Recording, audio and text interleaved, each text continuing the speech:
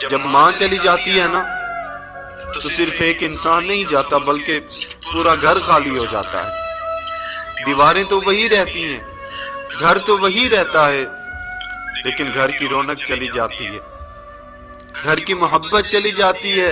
پہلے ہر دکھ چھوٹا لگتا ہے کیونکہ ماں کا سہارا ہوتا ہے، لیکن جب ماں چلی جاتی ہے نا تو پھر چھوٹی سی تکلیف بھی برداشت نہیں ہوتی، پھر ہر مقام پر ماں کی یاد ستاتی ہے کیونکہ اب پھر دعا دینے والا کوئی نہیں نہ ہوتا۔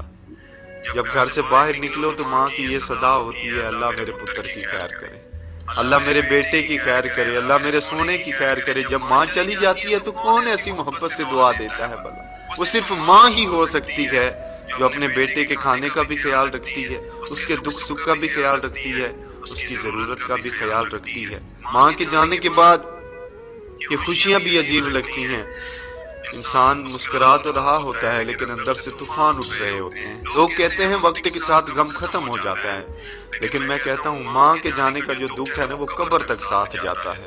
بڑے خوش نصیب ہیں وہ لوگ کہ جن کے سروں پر ماں کا سایہ ہے، احساس کرنے والی ماں ہے، پوچھنے والی ماں ہے بیٹا کھانا کھایا کہ نہیں، بیٹا طبیعت کیسی ہے، بیٹا کوئی پریشانی ہو تو بتانا یار۔